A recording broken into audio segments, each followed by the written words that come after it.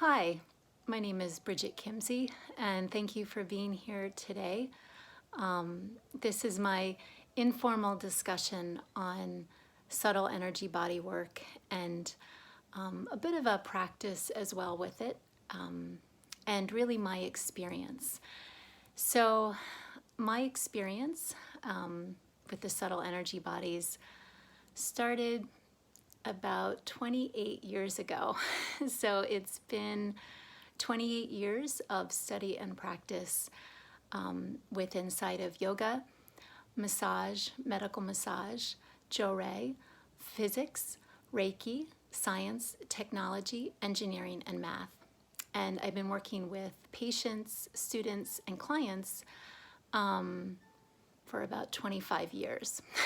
So all that I'm talking about now is stuff I've either experienced a lot with myself or with others that I've been working with. I'm very objective driven. I'm scientifically driven as well.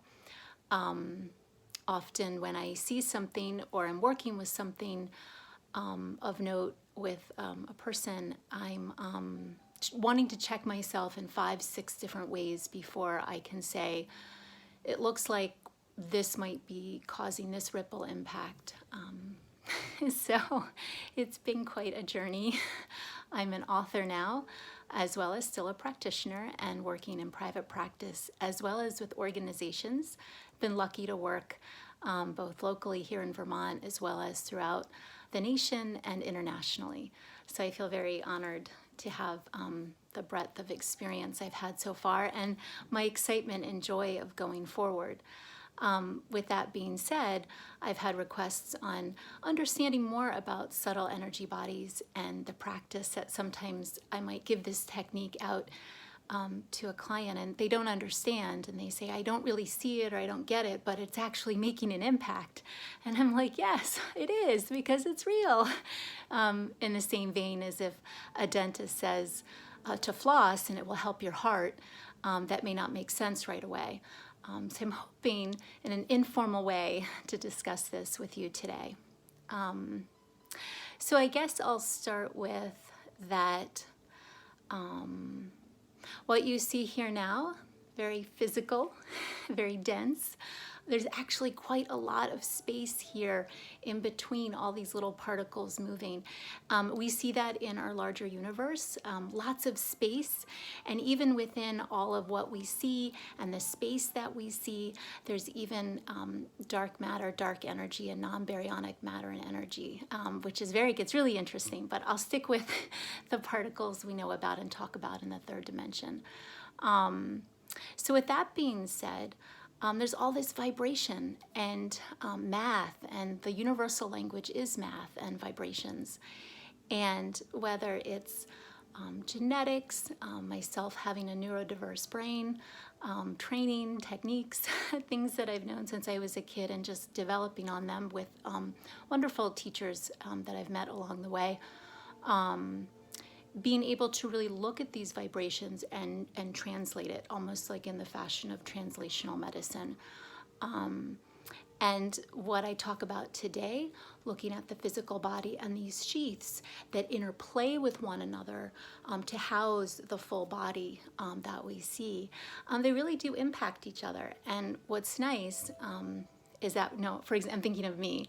I come to, let's say my cobalt blue netting just is not there, and I'm like, wow, where did it go? How do I figure how to help bring myself back coalescing? And it can show up in the third dimension in ways that I don't always understand, but if I check in with where my nettings and bodies are, I might be able to make a soft adjustment there and see it, oh, that's what's happening. I really am strongly promoting listening to oneself. So even as I'm speaking now, if this doesn't resonate with you, no worries.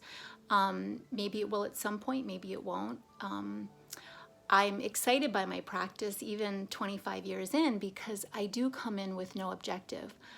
It's always a learning endeavor. It's not that I don't care, it's that it's not my journey. It's not my life.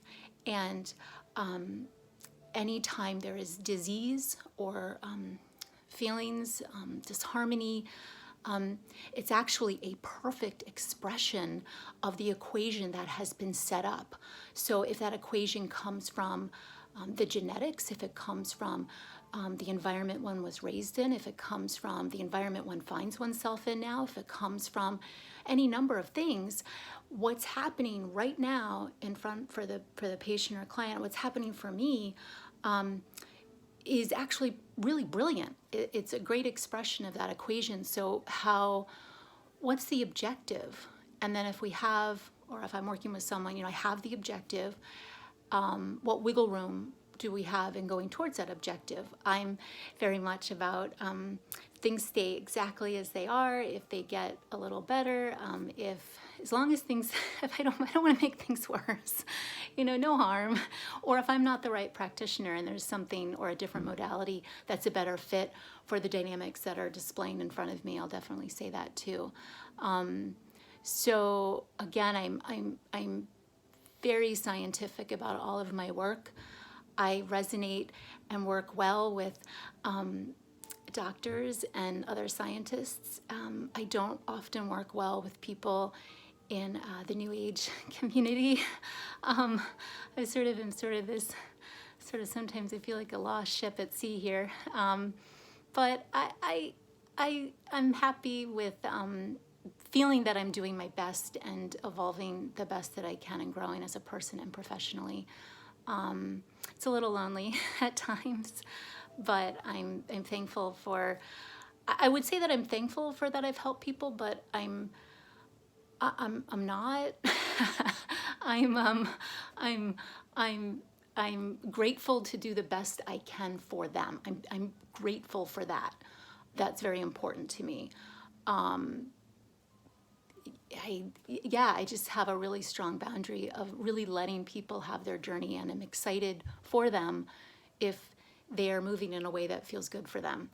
Trying to think anything else I can say quickly before we get into a bit of practice here. At this point, I will use a subtle energy body technique I'm about to demonstrate if I'm feeling a little bit lost on why something isn't working or seems out of place for myself. And with a client or a patient, I might work with, and again, patients are those that are referred to me by medical providers. Clients are those that just come to me. I will use it as a third or fourth way to check something, or if it seems a viable way to make an adjustment that's really bioavailable and very organic. I do love finding ways that are truly an organic layering on process that are almost like the tide coming in, and it seems miraculous that the tide was all the way out there. Now the tide's in, and it's very natural. It's not something that is that far-fetched or out there. It's just working with how the body and human being is created, both through a few different lenses. So with that being said, let's get started. I'm going to add a little bit more talking as we go through. But coming into a comfortable seated position, you could be on a chair or seated on a mat or a block or a puffy pillow or a firm pillow, whatever works for you. So I'm just going to sit up here. So the first thing I might say is you can have your eyes opened or closed. It doesn't matter if you can see or not see. I went through a period where I did this, I sort of came across this technique on my own, and I did it for about 7 months straight, 2 or 3 times a day, and it was really fascinating to sort of observe how it was working. So no need to do that, but you get a sense of what it looks like for you, or how you work with yourself. So it's a fun way to kind of play and can be helpful. So if you want to bring your hands to your lap, you can close your eyes or keep them open. So you can feel under your hands your physical body. What rests on this physical body is what's known as a physical blue netting. And so the netting, if you want to look at me, the netting is usually about that big, and it's just like this netting that goes, and the way the netting usually looks is pretty even. So if the netting is blown up, or if the netting is crooked or slipping over, that's information to me. Also, if the netting is off the physical body, someone might feel more floaty or sort of off center. The only time I've seen in my practice where truly someone's netting was really expanded and that was appropriate for them was someone who had a severe Crohn's disease issue, and it just stayed there. And the only time it would go down is depending on what type of medication they were taking. So I was able to dovetail with the pharmaceutical medication to see how could we make this a more biologically friendly environment.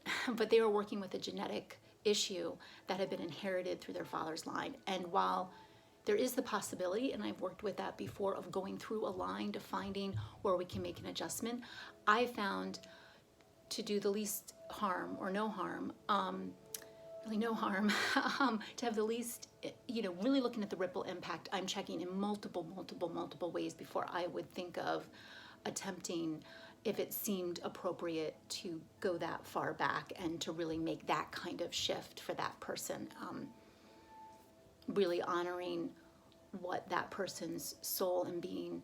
I don't know why they're here or what they're up to. They've come to me for one thing, and just sort of getting markers. What's a good way to proceed? All right, so let's continue. So you have your physical blue netting on your physical body, and if you're far enough along that you go, it's usually there and it's not there, one thing you can try is I create sort of like a golden space imagery of what it should look like, but what it typically would look like, and magnetize it just a little bit, and sort of invite, physical blue netting, calm, safe, and intact. And maybe the physical blue netting, if it's not quite on the body, it's not quite what you're used to seeing, that golden magnetic grid work bringing up, saying, hey, if you would like, come back here, but if not, that's okay. I do find that works. I don't know if I'm explaining it best, but if I'm making a shift, I have a lot of dialogue happening, and I'm getting a sense of, again, what would be a bioavailable, organic way that the body and being is saying, oh yeah, that's what I want, that's what I meant. I'm just really trying to listen to what would be most at ease for the system and body, honoring that there are real reasons why things are off balance. And sometimes that wants to be shared by the tissue and the energy bodies, and sometimes it doesn't want to be shared. All right, so physical body, physical blue netting, calm, safe, and intact. I do use the words calm, safe, and intact. You could come up with your own phrasing that works for you. I've tried highest and best good and comfort zone. For me, working with the nettings and bodies, I do tend to just say calm, safe, and intact. If we go 1 inch off, and you could actually move the hands 1 inch off, I do find that, for me, being a more somatic, physical person, it feels pretty nice to just sort of go 1 inch off with the hands. And here you're gonna find your emotional body. The emotional body I've typically found in a harmonized, balancing way tends to be colors of pastels. Now, you might get in there and see colors of red or gray or something different, and you can just say calm, safe, and intact. My emotional body is calm, safe, and intact. So you're inviting it to be that way. Doesn't have to be. The only time I put a layering on, magnetizing it, is with the nettings, not with the bodies. Going into the yellow mental netting. the elemental netting 1 inch above the emotional body, the elemental netting in that grid work, calm, safe, and intact. 1 inch off is the astral body. Astral body is a body that are different shades of blue, calm, safe, and intact.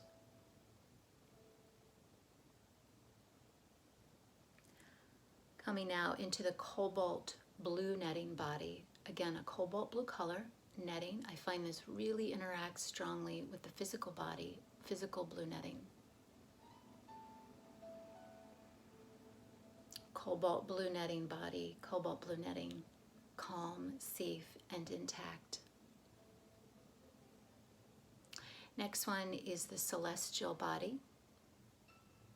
Celestial body is the colors of yellow, gold, white, calm, safe, and intact. 1 inch off is, if I turn my hands, I can feel the inside of the divine golden eggshell. Again, golden, calm, safe, and intact.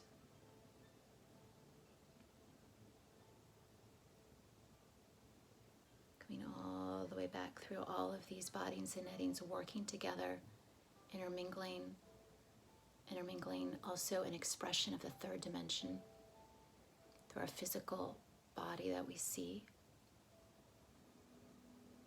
The practice can be a nice way bringing yourself home, even if you don't see anything, even if it doesn't quite make sense. It can be a way of just calming, sealing up, having boundaries, bringing yourself back to your center. And to bring oneself even more fully back to the center, I take my fingers and my thumbs, and I take this and I bring it right to my belly button, 1 inch down, lower Tantien.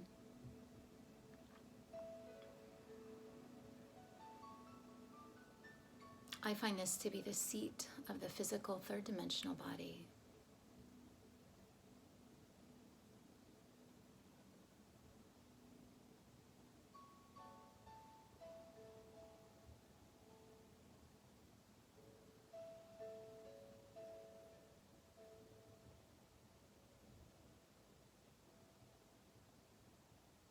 Good, and then bringing the hands all the way down into the earth. And then we can bring the hands back into the heart if you'd like.